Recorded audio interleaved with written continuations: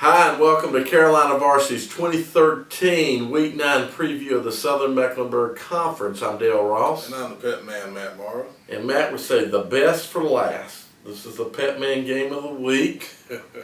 Philip O'Berry, 1-6, 0-3, going on a road trip down the road to Harding. 3-3, 0-3. I just often wonder if they even load the buses up, but I guess for safety's sake they have to. Liability, yeah, you got to. They could walk, folks. It's like 0.8 miles between the schools. Give me a football, and back in the day, I could probably punt a football there in 5 or 6 punts. It seemed like I'd be on the edge of Philip O'Berry, grounds. It's that close. This is called, you call it the Battle of Allegheny Street. So obviously the two teams being on Allegheny. Last year, Philip O'Berry defeated Harding 51-20. Mm-hmm. And last week, Berry fell to Providence 24-14, and Harding fell to Ardrey Kell 38-29.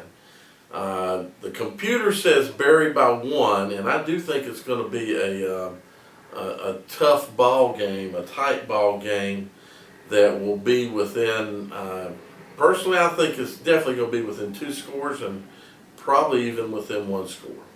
Yeah, over the years, Berry has won more games throughout this rivalry, and it is a true rivalry. I mean, I'll tell you now, when I coached at Harding, we hated Berry, and they didn't like us.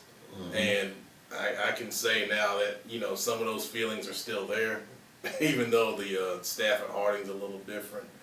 The players, they used to ride buses together, but now right. I think they're separate, but still, it's a huge, huge rivalry. And, that's why it's my game of the week, because I want to capture some of those things and get a picture of the trophy, because I don't think people really know about it outside of these 2 schools.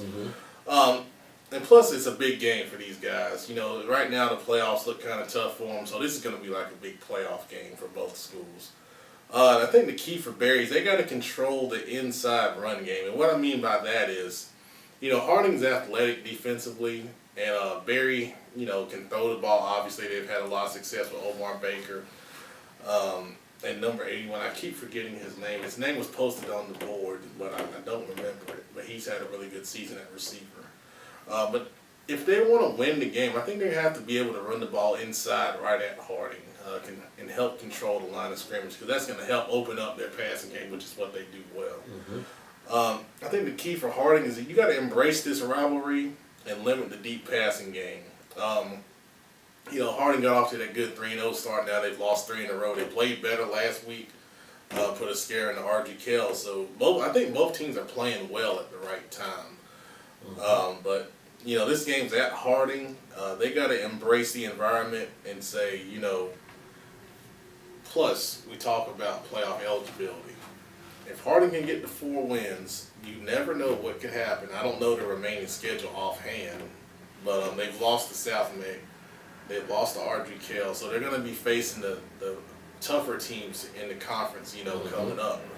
So you've got to get another win to get yourself at least playoff eligible and have a shot of trying to get into the playoffs here. But if they take away the deep passing game that Berry does well, I think they have a shot here, because I think offensively, they're starting to click a little bit. And they're doing some things well, especially throwing the ball and go with their running game. So I agree with you. I think it's going to be a close game. And, it could be the closest one in the rivalry since the 2010 season, when Harding went over to Berry and dropped a touchdown pass for the win and ended up losing. Right. That I was very close to.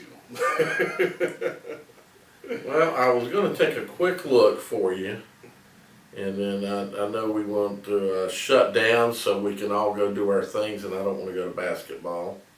I wanted to go to football. So I will check another sport here.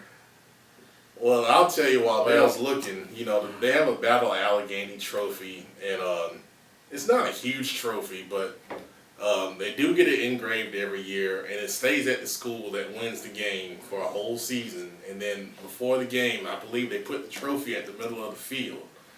And what will happen is after the game, the loser or whoever has, if the winning team has the trophy and they lose, the previous winning team has the trophy and they lose, they have to deliver it to the other school, which is always kind of cool to see. Okay.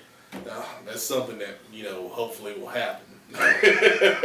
So with some of the schools, they put a bell and they paint. So the remaining schedule for Harding, because Harding has a better shot at the playoffs, is they have Philippa Berry, Providence, Olympic, and West Mecklenburg. So yeah, this is a must-win game for them to Right. get be playoff eligible. So Exactly. I mean, they could maybe pick another win up out of those four. In the back of my mind, I want to go to that West Mecklenburg game because of the rivalry there for me in Harding. And then, of course, just to take a look, by numbers, Philippa Berry is, let's see, for playoffs.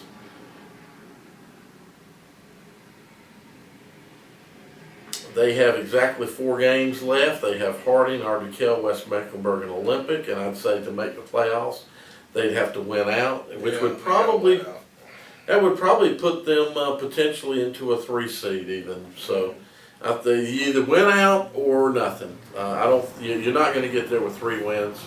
4 wins, you might make it in. So you guys come out and say, "Hey, I'll be on the field."